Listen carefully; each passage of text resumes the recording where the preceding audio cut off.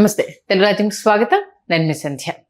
గత కొన్ని రోజులుగా బండి భగీరథు ఫోక్సో యాక్ట్ దానికి సంబంధించి ఎంత పెద్ద ఎత్తున చర్చ జరుగుతుందో మనందరం చూస్తూనే ఉన్నాం. ఈ నేపథ్యంలో ఫోక్సో యాక్ట్ను దుర్వినియోగం చేస్తున్నారు, అందులోనూ హై ప్రొఫైల్ లో ప్రొఫైల్ అన్న అంశానికి సంబంధించి పెద్దవాళ్ళ దగ్గర అయితే ఒకలాగా, చిన్న అంటే మధ్యతరగతి దిగువ తరగతి కుటుంబాల్లో ఫోక్సో యాక్ట్ అయితే ఇంకొకలాగా పోలీసులు రియాక్ట్ అవుతున్నారు అన్న అంశము, అలాగే చిన్న చిన్న లూప్ హోల్స్ తోటి మగవాళ్ళని ఇబ్బంది పెట్టే తత్వం అనాలా, లేకపోతే నిజంగా నష్టపోతున్న అమ్మాయిల విషయంలో ఫోక్సో యాక్ట్ వచ్చేసరికి న్యాయం జరిగే విధంగా ఉండట్లేదనా, ఇలాంటి రకరకాల చర్చ జరుగుతుంది. దీంతోపాటు మీడియా రెండు వర్గాలుగా విడిపోయింది. అంటే కొందరు స్క్రిప్ట్ చదివేసి బండి భగీరథ్ వైపు మాట్లాడుతున్నారు, దాంట్లో కొంతమంది లేడీ యాంకర్లు కూడా ఉన్నారనేది, ఇంకొకరు పార్టీ పరంగా విడిపోయి మాట్లాడారు, కొందరు ఓన్ స్టాండ్ తీసుకొని తప్పును తప్పులా చూపించే ప్రయత్నం చేశారంటే రకరకాల విమర్శలు నడుస్తున్నాయి. ఇదే అంశానికి సంబంధించి ఇంకా ఇన్డెప్త్ అనాలిసిస్ చేసే ప్రయత్నం చేద్దాం. శేఖర్ భాష గారు మనతో ఉన్నారు, ఆయన మాటలోనే పూర్తి వివరాలు తెలుసుకుందాం. శేఖర్ భాష గారు నమస్తే. ఆల్మోస్ట్ గత కొన్ని రోజులుగా కంకణం కట్టుకొని అన్ని విషయాలకు సంబంధించి తప్పు ఆడవారి వైపు ఉంటే ఆడవారి వైపు, మగవారి వైపు ఉంటే మగవారి వైపు మీరు ఎలా స్టాండ్ తీసుకుంటున్నారో కనిపిస్తుంది. ఆల్మోస్ట్ మీ సక్సెస్ రేట్ 80% అని చెప్పొచ్చు. ఇప్పుడు ఈ ఫోక్సో యాక్ట్కి సంబంధించి రెండు భిన్న వాదనలు. అంటే ఎప్పుడు ఒక ఇన్సిడెంట్ జరగగానే ఆడవాళ్ళ వైపు వేలెత్తి చూపించే చేతులు ఎక్కువ ఉంటాయి, కానీ తప్పన్నప్పుడు తప్పే, అది అబ్బాయిదైనా అమ్మాయిదైనా ఇద్దరి సహకారం ఉన్నప్పుడు అది జరుగుతుంది. ఒకవేళ బలవంతమైనప్పుడు ఖచ్చితంగా అది ప్రూవ్ అవుతుంది. ఈ ఓవరాల్ ఎంటైర్ ఎపిసోడ్కి బండి భగీరథ్ విషయానికి సంబంధించి మీరు ఏమంటారు? ఇక్కడ తప్పు అబ్బాయిది అమ్మాయిది కాకుండా చట్టానిది మాత్రమే తప్పు. ఓకే, ఎందుకంటే ఎవరైనా సరే ఇప్పుడు అబ్బాయిది తప్ప అమ్మాయిది తప్ప అని చెప్పడానికి మనం టూ ఎర్లీ, మనకున్న ప్రైమా ఫేసి తోటి మనం ఒక ఏదో డాట్స్ కనెక్ట్ చేసుకొని మనం ఒక చెప్తాం. కానీ నిజానికి చెప్పాల్సింది ఎవరు? కోర్టు. ఇది తప్పు అని చెప్పడానికి. తప్పు అని తెలిసినప్పుడు అబ్బాయికి శిక్ష చేయండి. కానీ అసలు పోక్సో చట్టం ఏం చెప్తుంది అంటే జస్ట్ కంప్లైంట్ని బేస్ చేసుకుని అతను లోపలేయండి. ఇది చట్టమే తప్పు అంటున్నాను. ఈ మోడస్ ఆపరెండి అనేది చాలా తప్పు. ఓకే, దీని మీద ఫైట్ చేస్తున్నారు చాలామంది. ఇన్ఫ్యాక్ట్ నేను కాదు, చట్టానికి తీర్పులు ఇచ్చే న్యాయమూర్తులు, సుప్రీంకోర్టు న్యాయమూర్తులు, హైకోర్టు న్యాయమూర్తులు, అయ్యా ఈ చట్టం చాలా దారుణం, చాలామంది చచ్చిపోతున్నారు, చాలామంది రిమాండ్ ఖైదీలుగా మగ్గుతున్నారు చేయని తప్పుకి. ఇక్కడ మీరు చూస్తున్నారు, మీరు నార్త్లోకి వెళ్తే రాజస్థాను, గుజరాత్ ఇలాంటి చోట్ల 15 ఏళ్ళు 10th కంప్లీట్ అవ్వగానే అమ్మాయిలు వేరే వాళ్ళతో లేచిపోవడాలు, వాళ్ళ అమ్మ నాన్న ఎతికి ఆ అమ్మాయిని పట్టుకొని తీసుకురావడాలు, తీసుకొచ్చిన తర్వాత అబ్బాయి మీద కేసు పెట్టారు. తీసుకున్న తర్వాత నా తప్పేం లేదు, ఇద్దరం ప్రేమించుకున్నాం అని చెప్పినా కూడా నీకు ప్రేమించామని చెప్పే హక్కు లేదు, వయసు రాలేదు. అంటే అమ్మాయి 17 ఏళ్ళ 364 రోజులన్నా కూడా ఆ అబ్బాయి అత్యాచారం చేసినట్టే. అలా అబ్బాయి మీద కేసులు పెట్టి చాలామంది రిమాండ్లో ఉన్నారు. తర్వాత ఆవిడ బయటకు వచ్చి నేను ఇష్టపూర్వకంగా వెళ్ళాను, నా వాడిని వదలండి అయ్యా మేము ఇద్దరు ప్రేమించుకున్నాం అని చెప్పినా కూడా లేదు. కొంతమంది బ్రెయిన్ వాష్ చేసి అమ్మాయిది ఇలా చెప్పించడం అనే వాళ్ళు కొంతమంది చేస్తున్నారు. కొంతమంది పాపం నిజంగా పోలీస్ స్టేషన్కి వెళ్ళి నా బాయ్ ఫ్రెండ్ వదలండి, మేము ఇద్దరు పెళ్లి చేసుకున్నాం అనుకోండి అని తిరిగే వాళ్ళు ఉన్నారు. బట్ ఏ రకంగానూ కూడా అంటే ఇవాళ రేపట్లో ఎట్లా అయిపోయిందంటే ఈ చట్టం చెప్తున్నాను నేను, ఇప్పుడు అబ్బాయి తప్ప అమ్మాయి తప్ప అనే కూడా మనం ముందుకు వద్దాం ప్రస్తుతం ఉన్న సిచ్యువేషన్లో. బట్ నేననేది ఏంటంటే ఈ చట్టమే తప్పుడు చట్టం. ఓకే, తేల్చిన తర్వాత శిక్ష చేయండి. అసలు ఏమీ తేల్చకుండా తీసుకెళ్లి లోపల పడేయడం అనేది అనాగరికం, అరాచకం. సో ఇకపోతే మనం ప్రస్తుతం ఉన్న మనకు అందుబాటులో ఉన్న ఎఫ్ఐఆర్, ఆ అమ్మాయి ఇచ్చిన 161 స్టేట్మెంట్, కోర్టులో జరిగిన వాదోపవాదాలు, మీడియాలో సర్క్యులేట్ అవుతున్న కొన్ని ఇవి బేస్ చేసుకొని మనం డాట్స్ కనెక్ట్ చేసుకుంటే మనకు కనబడేది ఏంటి? ఫస్ట్ అండ్ ఫార్మోస్ట్ ఈ అమ్మాయి ఏజ్ మేజరా మైనరా అనే పెద్ద డిస్కషన్ జరిగింది. అవును, దాంట్లో 2 రకాల డేట్ ఆఫ్ బర్త్లు వచ్చినాయి. అలా కాకుండా ఇంకొక ఛార్జ్ షీటు ట్రాఫిక్ కానిస్టేబుల్ని ఈవిడ 2021లో కారు నడుపుతూ వెళ్ళి గుద్దేసి ఆ కేసులో వాళ్ళ నాన్నని, ఎందుకంటే మైనర్లను పెట్టరు కాబట్టి ఛార్జ్ షీట్ చేశారు. తర్వాత కొన్ని వీడియోలో ఇంకా ఈవిడ ఇతన్ని డ్రైవ్ చేస్తూ తీసుకెళ్తున్నవి మీరు చూసుంటారు. చూసారా? ఏ మనిషి అయినా నా పక్కన కూర్చొని డ్రైవింగ్ చేస్తున్నాడు అన్నప్పుడు నాకు ఇతను మైనరా అని డౌట్ వస్తుందా? డ్రైవింగ్ చేస్తున్నా అంటే బై డిఫాల్ట్ లైసెన్స్ ఉంటుంది, వీడు డ్రైవింగ్ చేస్తున్నా అంటే ఈజ్ అబౌవ్ 18 అని అనుకుంటాం. అంటే ఎక్కడ కూడా మైనర్ అనే డౌట్, అంటే మేజర్ మైనర్ చెక్ చేసుకునే విషయం. ఒకప్పుడు మీరు అన్న దాని ప్రకారం అయితే ఒకప్పుడు డ్రైవింగ్ అనేది పేరెంట్స్ ఏంటి కొంత ఏజ్ వచ్చేంత వరకు బయటికి పంపించరు. బట్ ఇప్పుడు ఆ స్వేచ్ఛ అనేది ఎక్కువైపోయింది కాబట్టి మీరు చూసుకుంటే ముగ్గురు బైక్ నడుపుతున్నారు. తక్కువ, ఒకప్పుడు పట్టుకునే వాళ్ళు తక్కువ, ఇప్పుడు చాలా స్ట్రిక్ట్ గా ఉన్నాయి చట్టాలు, పట్టుకుంటే సీజ్ చేస్తారు. సో ఇది పాయింట్ నెంబర్ 1. అంటే ఆ సీజ్ అబ్బాయి చేస్తారు అనే దాని ప్రకారం అంటే ఇక్కడ ఒకటి లాజిక్ ఏంటంటే అప్పుడు ఏజ్ గ్రోత్ అనాలా లేకపోతే ఇప్పుడు ఏజ్ గ్రోత్ ఎక్కువ ఉంటుంది అనాలా, ఏజ్ తగ్గట్టుగా కనిపించట్లేదు. చూస్తే పోలీస్ వాళ్ళకు కూడా వాళ్ళ డ్రైవింగ్ లైసెన్స్ తీస్తే తప్పితే వీళ్ళు మైనరా మేజరా అనేది కూడా తెలియని పరిస్థితి. ఇది కూడా మనం పోలీస్ వాళ్ళకే అండర్లైన్ తెలియదు కదా, పక్కన కూర్చునే వాడికి ఎందుకు డౌట్ వస్తుంది? పోలీస్ వాళ్ళకి డౌట్ రాలేదు, నాకెందుకు డౌట్ వస్తుంది? డ్రైవింగ్ చేస్తుంది అంటే ఐ జనరలీ ఫీల్ అంటే దీని లాజిక్ అంటే పక్కనున్న వాడికి ఎందుకు డౌట్ వస్తుందని అంటే కలిసి తెలియకుండా ఏం చేస్తున్నారు ఏం చదువుతున్నారు అన్న మినిమం డీటెయిల్స్ తెలియకుండా అయితే కలిసి ట్రావెల్ అవ్వరు. మందు కొట్టడానికి 21 years కావాలి, సిగరెట్లు తాగడానికైనా అంతే కావాలి. సో నువ్వు మందు కొడుతున్నావు, సిగరెట్లు తాగుతున్నావు, డ్రైవింగ్ చేస్తున్నావు, బట్ స్టిల్ నేను మైనర్ని. ఓకే, కేసులు పెట్టడానికి నేను మైనర్ అంటే బేసికలీ అయ్యుండొచ్చు కాక, నేను కాదనట్లా. కానీ ఒక పర్సెప్షన్ ఎలా ఉంటుంది, నువ్వు మందు కొడుతున్నావు సిగరెట్లు తాగుతున్నావు అంటే just you behaving like a major. And just because ఆవిడ డ్రైవ్ చేస్తుంది కాబట్టి ఐ కెన్. ఇంకా ఇది కాకుండా ఇంకోటి చెప్తాను, ఆ ఛార్జ్ షీట్ ట్రాఫిక్ కానిస్టేబుల్ ఉద్దేశం ఛార్జ్ షీట్ అది చూస్తే అక్కడ ఏం రాశారు, 15 ఏళ్ళు అని రాశారు.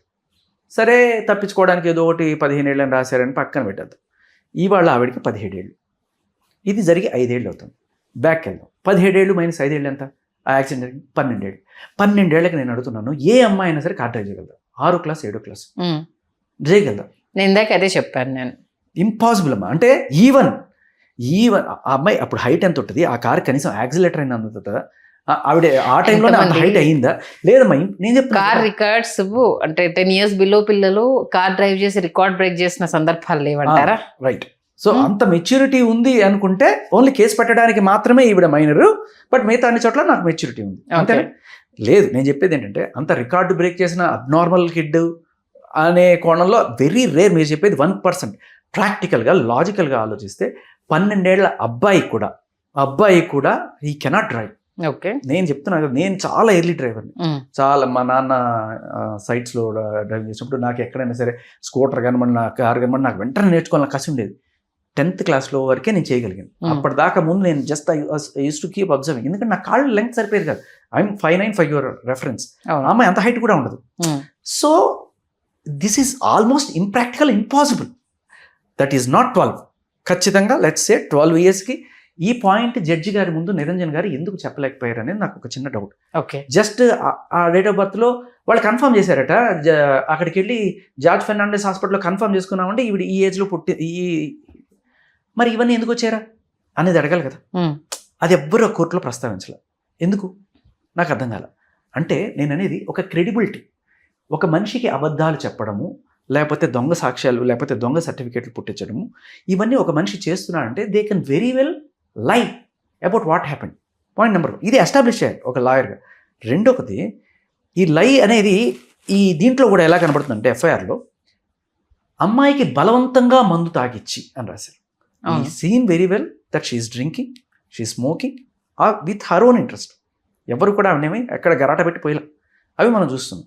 సో ఆవిడ రాసిన కంప్లైంట్కి దీనికి ఏ రకమైన పొంతన లేదు. అది పచ్చి అబద్ధం అని మనకి తెలుస్తుంది. అంటే నేను అనేది ప్రైమా ఫేసీలు ఇవన్నీ ఏ జనరేటెడ్ అంటే నేనేం చేయలేను. అవి నిజము అయితే దిస్ ఈజ్ అబద్ధం. సో ఈ అబద్ధం చెప్తోంది, అబద్ధాలు చెప్పే క్రెడిబిలిటీ ఉంది అనేది కూడా అర్థమవుతుంది. 12 ఏళ్ళలో డ్రైవ్ చేయడం అనేది నాకు ఇంపాసిబుల్ అనిపిస్తుంది. ఈ కోణాలు నాకు కనబడుతున్నాయి. ఓకే, సరే ఇవన్నీ కాదు, మేము చెప్పినా మేము నమ్మమండి. ఆ అమ్మాయి మైనర్ అంటే మైనర్ అంతే అన్నా కూడా he is eligible for a bail. మీకు దీనికి ఎగ్జాంపుల్, ఆయన నిరంజన్ గారు చాలా రకాల కేసెస్ ఎక్కడో మధ్యప్రదేశ్లో లేకపోతే ఎక్కడో ఏవో చెప్పుకొచ్చారు. మన సంఖలో పిల్లవాడిని పెట్టుకుని ఊరంతా ఎతికినట్టు. ఈ కేసు గురించి ఆయన చూడలేదా లేకపోతే మిస్ అయ్యారో తెలియదు. జానీ మాస్టర్ కేసు మనందరికీ తెలుసు. పోక్సో కేసులో ఫస్ట్ సంచలనం సృష్టించిన కేసు. అవును. ఇప్పుడు చాలామంది ఈ అబ్బాయికి 20 ఏళ్ళు జైలు పడిపోద్ది, ఈ అబ్బాయికి బెయిల్ రాదు, ఇంటరిమ్ బెయిల్ పోక్సోలో ఎప్పుడు ఇవ్వలేదు, ఇన్ని మాటలు చెప్తున్నారు. ఎందుకు వాళ్ళు జస్ట్ జానీ మాస్టర్ కేసు చూడలేదు? జానీ మాస్టర్ అరెస్ట్ అయిన 9వ రోజున ఆయనకి ఇంటరిమ్ బెయిల్ వచ్చిందని ఎంతమందికి తెలుసు? తక్కువ మంది తెలుసు. ఇంటరిమ్ బెయిల్ వచ్చింది ఆయనకి. ఇంటరిమ్ బెయిల్ రాదని ఎవరు చెప్పాడు? పోక్సో కేసులో కూడా ఇంటరిమ్ బెయిల్ వచ్చింది. అండ్ ఆల్మోస్ట్ సిమిలర్ సెక్షన్సే పడ్డాయి. ఒకటి.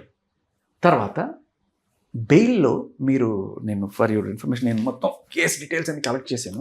ఓకే, మీకు ఒక చిన్న లైన్ చెప్తాను. ఎందుకంటే చాలామంది ఇవాళ రేపట్లో తెలిసి తెలియక పోక్సో కేసులో పోయారంటే ఇక బయటికి రారు, 20 ఏళ్ళు జైలు, వీళ్ళకి బెయిల్ రాదు అని మాట్లాడుతున్న వాళ్ళకి జానీ మాస్టర్ కేసులో ఇదే హైకోర్టులో జడ్జి శ్రీదేవి గారు ఆవిడ ఇచ్చిన తీర్పు పట్టుకొచ్చాను వాళ్ళని. దాంట్లో ఆవిడ చాలా క్లియర్ కట్గా లాస్ట్ ఫైనల్ వర్డిక్ట్ ఇచ్చేటప్పుడు ఆవిడ రాసిన తీర్పు మీరు కూడా కావాలంటే చదవచ్చు. సో చాలా డిస్క్రిపెన్సీస్ ఉన్నాయి. ఫస్ట్ థింగ్ వాళ్ళు నోటీస్ చేసేది ఏంటంటే కంప్లైంట్లు ఇచ్చినప్పుడు ఇది ఇక్కడ కూడా బాధించింది ఏంటంటే delay in complaint is always suspicious. అవును. ఎప్పుడన్నా మీకు ఒక అత్యాచారం జరిగిందంటే ఇమీడియట్గా 100కి ఫోన్ చేయడమో లేకపోతే నెక్స్ట్ రోజు పోలీసులకు ఇన్ఫార్మ్ చేయడం. ఆమె చనిపోయేదాకా కూడా వెళ్ళింది, ఆత్మహత్య ప్రయత్నం చేసుకుంది అన్నప్పుడు కూడా అప్పుడైనా సరే మీరు చేయలేదు. అది జరిగిన 4 నెలలకి తీరుబడిగా పంచాయతీలు అన్నీ చేసుకొని వచ్చి ఇచ్చేశారు. అండ్ ఆయన నిరంజన్ రెడ్డి గారు అక్కడ చూస్తే చాలా క్లియర్ కట్గా ఆ మెసేజెస్ అనేవి ఇప్పుడు January 7th he said breakup. He might have his own reasons, like ఆ అమ్మాయి వేరే వాళ్ళతో మూవ్ అవుతుందా అనే కోణంలో అతను అనుకున్నాడు కావచ్చు, మేబీ ఆమె ఉండకపోవచ్చు. ఆయన అనుకున్నాడు కాబట్టి బ్రేకప్ అయ్యాడు అనుకుందాం. బ్రేకప్ అయిన తర్వాత ఆయన ఫోన్కి she is continuous missed calls and she tried calling and he didn't lift. అది మనకి కాల్ షీట్స్తో సహా వాట్సాప్ కాల్ లాగ్స్తో సహా ఆయన ప్రజెంట్ చేశారు. దాని తర్వాత అప్పటికి ఎత్తకపోతే రెస్పాండ్ చేయకపోతే ఆయన ఏం చేశాడు, ఆవిడ ఏం చేసింది, నేను చచ్చిపోతా, ఇంకా నువ్వు నా దగ్గర రాకపోతే నేను చచ్చిపోతా అని చెప్పి ఆయనకి ఆ రకంగా మెసేజ్ పెట్టడం చేశాడు. ఏంటి, ఫెనాయిల్ తాగుతాను లేకపోతే ఇంకోటి. దీని అర్థం ఏంటి, ఒకవేళ అతను ఈవిని అంత తీవ్రంగా క్రూరంగా అత్యాచారం చేసుంటే, ఆవిడ అంత పెయిన్ సఫర్ అయ్యి హ్యూమిలేట్ అయిపోయి ఉంటే అతను మళ్ళీ నా దగ్గర రావాలని ఆవిడ ఎందుకు కోరుకుంటుంది? అతను రాకపోతే చచ్చిపోవాలని ఆవిడ ఎందుకు అనుకుంటుంది? ఎందుకంటే అమ్మాయి డీప్ గా ఏమైనా లవ్ చేస్తుందేమో, లేకపోతే ఇతనితోనే నా లైఫ్ అనుకుందో ఏమో, ఎలా అయినా అనుకోవచ్చు కదా. ఇది ట్రూ. ఇతను డీప్ గా లవ్ చేసింది, అది అత్యాచారం కాదు. She wanted him when he is, ఆయన మోసం చేశాడు అనుకుందాం, మోసమే చేశాడు, ఏదో రీజన్ చెప్పి తప్పించుకున్నాడు అనుకుందాం, మా లోకల్ పరిభాషలో వాడుకొని వదిలేశాడని ఆవిడ ఫీల్ అయ్యిందే కావచ్చు. కానీ అప్పటిదాకా జరిగింది అత్యాచారం కాదు, అది రొమాన్స్ మాత్రమే. అంటే ఫోక్సో యాక్ట్ ప్రకారము, ఫోక్సోలో ఉన్న దాంట్లో ఉన్న దాని ప్రకారము మైనర్ ఇష్టపడి సెక్స్ చేసినా సరే అది వర్తించదు. ఎందుకంటే ఆ పిల్లకి ఏమీ తెలియదు కాబట్టి, తను మైనర్ కాబట్టి ఇన్ఫ్లుయెన్స్ అయ్యే అవకాశం ఉంటుంది కాబట్టి చట్టం, అది చట్టము. అది మీకు న్యాయం చెప్తా, అందుకే ఈ జడ్జిమెంట్ పట్టుకొచ్చింది మీకు. ఈ జడ్జిమెంట్ లో సేమ్ అదే కేసు కదా, జానీ మాస్టర్ తను 16 ఏళ్ళు 17 ఏళ్ళు ఉన్నప్పుడు నన్ను ఎట్లా ఏదో చేశాడని చెప్తున్నాను కదా. దీంట్లో జడ్జి గారు ఇది చెప్తున్నాను, ఎందుకంటే చట్టం ఒకటి రాయబడింది. ఇది ఎప్పుడు రాయబడింది? 2012 తర్వాత రాయబడింది. 2012 ముందు ఏజ్ ఆఫ్ కన్సెంట్ 16. ఇది ఎంతమందికి తెలుసు? అప్పట్లో ఇదే జరుగుతుంటే ఉంటే ఆవిడికి కన్సెంట్ ఇచ్చే వయసు ఉంది అంటే 2012లో మన ఆడవాళ్ళకి 16 ఏళ్ళకి మెచ్యూరిటీ లెవెల్స్ ఉన్నాయి, కానీ తర్వాత పడిపోయింది మన చట్టం ప్రకారం. ఎందుకు? ఇంకా నిజం చెప్పాలంటే ఇప్పుడున్న సోషల్ ఇన్ఫ్లుయెన్స్ భయంకరమైన బయట సార్ మీకు తెలుసు, యూనో వాట్, ఎంత దరిద్రమైనవన్నీ కూడా ఫోన్ ఓపెన్ చేస్తే వస్తున్న టైంలో ఇంకా మెచ్యూరిటీ లెవెల్స్ తొందరగానే వస్తున్నాయి. 16 ఏళ్ళకి వచ్చేది 14 ఏళ్ళకి వస్తున్నాయి, బట్ స్టిల్ మనం తిరోగమనంలో ఉన్నాం. అమెరికాలో, చైనాలో, లండన్లో ఎక్కడ పోయినా 16. ఓకే, మనం మాత్రం ఇప్పుడు నేను చెప్తున్నా హైకోర్టులో వాళ్ళందరూ కూడా మొత్తుకుంటారు, అయ్యా మేము చూస్తూ కళ్ళ ముందు అన్యాయం చేయలేకపోతున్నాం, మీరు తగ్గించండి అని చెప్పి 16కి తగ్గించమని రికమెండేషన్స్ అందరు కూడా. సరే, ఇప్పుడు జడ్జి డిస్క్రిప్షన్ ఒకటి ఉంటుంది. ఇప్పటిదాకా మీరు చెప్తున్నట్టుగా ఇద్దరు కన్సెన్షువల్గా ఇష్టపడి ఉన్నా కూడా, అది మీరు అత్యాచారం అని చట్టం చెప్పైనా కూడా న్యాయం ఏం చెప్తుంది అంటే, చట్టం ప్రకారం చేసేవాళ్ళు చట్టమూర్తి అవుతారు, న్యాయం చెప్పేవాళ్ళు న్యాయమూర్తి అవుతారు. కళ్ళ ముందు అది నాకు తెలుస్తోంది అన్నప్పుడు వాళ్ళు చెప్పే తీర్పులు. ఇప్పటిదాకా భారతదేశంలో ఎక్కడ కూడా 16 ఏళ్ళు దాటి పైబడిన అమ్మాయి రొమాంటిక్ రిలేషన్లో ఉన్న తర్వాత కన్సెన్షువల్గా ఉన్నా ఇది లేదు, ఇది అత్యాచారం అని చెప్పి తీర్పిచ్చిన ఒక్క కేసు లేదు. ఓకే, అందరూ కూడా బాయ్జత్ రిహా కర్దియా, అందరినీ నిర్దోషులుగానే విడుదల చేశారు. కాకపోతే ఇనిషియల్గా వీళ్ళందరికీ కూడా ఈ దరిద్రమైన ట్రీట్మెంట్, తీసుకెళ్లి జైల్లో పడేయడము, 2 నెలలు వేయడం. సో ఇక్కడ జడ్జి ఇచ్చిన తీర్పు ఏం చెప్తుందంటే, there is a delay in lodging complaint. The reason for that is not at all explained properly. Okay, aforesaid judgments squarely applicable to the facts. కొన్ని ఏదో ఇంతకుముందు జడ్జిమెంట్స్ కూడా చేసింది. Okay, admittedly the victim and the accused have participated in consensual relation. Okay, అంటే age సంగతి పక్కన పెడితే వీళ్ళిద్దరు కూడా ఇష్టపూర్వకంగానే ఉన్నారు అనేది ఇక్కడ మనకి అర్థమవుతుంది. ఇక్కడ కూడా మనకు అర్థమవుతుంది, ఎందుకంటే ఆవిడే డ్రైవ్ చేస్తూ తీసుకెళ్ళింది, ఆవిడే మందు తాగుతోంది, ఆవిడే గోరుముద్దలు తినిపిస్తోంది. This all. అండ్ ఎక్కడా కూడా మెసేజెస్లో కూడా వాళ్ళు చెప్తున్న ఆ అత్యాచారం జరిగింది అన్న తర్వాత కూడా ఇతనికి నువ్వు రా అనే మెసేజ్ ఉన్నాయి. సో ఇది కన్సెన్షువల్గా మనం యాజ్ ఇట్ ఈస్గా సెట్ అవుతుంది ఆ కేసుకి ఈ కేసు. ఓకే, ఇప్పుడు తర్వాత ఇవిడేమంటుందంటే ఇది కన్సెన్షువల్ అయిన అని తెలుస్తోంది. In this case de facto victim, ఇక్కడ మన చట్టపరంలో డిఫాక్టో విక్టిము, నార్మల్ విక్టిమ్ అని ఉంటాయి. డిఫాక్టో విక్టిమ్ అంటే ఏంటి? చట్టంలో చెప్పబడినట్టుగా దానికి అతికినట్టుగా సరిపోయే డిఫాక్టో. 17 సంవత్సరాల 364 రోజులు ఉన్న అమ్మాయి కూడా డిఫాక్టో విక్టిమ్. ఓకే, ఆ ఒక్క రోజులో ఆవిడ మామూలైపోతుంది. సరే, so de facto victim had moved with the petitioner accused with her own consent. ఆవిడ కన్సెంట్తోనే మూవ్ చేసిన, లీగల్గా అది కన్సెంట్ వ్యాలిడ్ కాకపోయినా కూడా she is matured enough to take her own decision. Judge గారు ఎప్పుడైతే ఆవిడ 18 ఏళ్ళ కన్నా తక్కువ అయినా కూడా నేను ఆవిడని ఒక మెచ్యూర్డ్ ఎనఫ్ ఉమెన్గా she can take her own decision లాగా చూస్తున్నాను.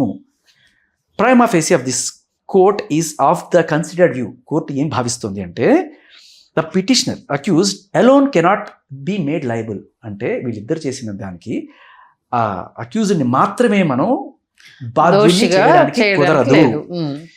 So which is subject to matter of trial. ఇది తేలచ్చు కాక తర్వాత ఏదైనా సరే. బట్ ప్రస్తుతం ఉన్న సస్పిషన్ గ్రౌండ్లో ఎప్పుడైనా చిన్న సస్పిషన్ ఉన్నా కూడా benefit of doubt goes to ముద్దాయి. అవును, ఆ రకంగా ఈవిడ ఏజ్లో సస్పిషన్ ఉంది, ఈవిడ కాల్ రికార్డ్స్లో సస్పిషన్ ఉంది, అన్ని సేమ్ యాజ్ ఇట్ ఈజ్ అమ్మా. మీరు ఇక్కడ ఎలా అయితే ఏజ్లో డిస్క్రిపెన్సీస్ ఉన్నాయో అక్కడ కూడా ఆవిడ ఏజ్లో డిస్క్రిపెన్సీస్ ఉన్నాయి. ఎందుకంటే ఆధార్ కార్డు ఒకటి చెప్తుంది డీ జోడీకి 18 ఏళ్ళు దాటిన వాళ్ళు వెళ్ళాలి, ఈవిడ వెళ్ళింది. యాజ్ ఇట్ ఈజ్ అతికినట్టుగా సరిపోయే కేసు ఇది. ఓకే, దీంట్లో ఆవిడిచ్చిన జడ్జిమెంట్ ఏంటంటే జడ్జి గారు ఆవిడ కనుక మెచ్యూర్డ్ ఎనఫ్ అని భావిస్తే వెంటనే బెయిల్ గ్రాంట్ చేశారు. ఇది నీకు ఎక్కడ జరిగింది? ఎక్కడో యూపీలో పక్కనే ఈ బెంచ్ పక్క బెంచ్లో జరిగింది. అది ఈవిడ మాధవి దేవి గారు, ఆవిడ శ్రీదేవి గారు మన కోర్టులో ఇచ్చింది. ఇది మన లాయర్ కనుక ప్రజెంట్ చేసి ఉంటే యాజ్ ఇట్ ఈస్గా అక్కడ వచ్చింది, ఇక్కడ ఎందుకు రాదు? ఓకే, కాకపోతే ఇక్కడ జడ్జి గారి మీద అన్యూ ప్రెషర్ అనేది పెట్టడం జరిగింది. మీడియాలో ఆవిడ ఏదో లంచాలు తీసేసుకొని తీర్పు ఇవ్వడానికి సిద్ధమైపోయిందని చెప్పి నానా రకాల దుష్ప్రచారం అంతా చేసి ఆఖరికి ఆవిడ తీర్పు చెప్పబోయే ముందే నేను తప్పుకోమంటే తప్పేసుకుంటాను, మీకు నమ్మకం ఉందంటేనే ఇస్తాను అని చెప్పే స్టేజ్కి ఆవిడ వెళ్ళింది. అంటే అన్యూ ప్రెషర్ క్రియేట్ చేశారు లీగల్ సిస్టమ్ మీద. అండ్ మీరు గమనించండి, ఇప్పటిదాకా ఏ పోక్సో కేసులో సిట్టేశారమ్మా? మంగళి కేసులో 9 మంది చచ్చిపోతే అందరూ మొత్తుకుంటుంటే ఇంకెంతమంది చచ్చిపోతారో సిట్ ఏమంటే రేవంత్ రెడ్డి గారు ఎవరో ఇద్దరు కన్సెన్షువలే, అందరికీ తెలిసింది. కానీ మనం జస్ట్ ఫర్ లీగల్ సేక్ మనం దీన్ని అత్యాచారంగా చూపించుకుంటాం. కానీ హలో, తెలుగు రాజ్యం ఛానల్ చూస్తున్నారా? సామాజిక రాజకీయ జీవన చిత్రణే తెలుగు రాజ్యం. అతిశయోక్తులు అసత్యాలు ఉండవు. రాజకీయ కోణం కాదు, ప్రజా కోణమే కొలబద్ద. తెలుగు రాజ్యం వీక్షణ మీ ఉత్తమ అభిరుచికి నిదర్శనం.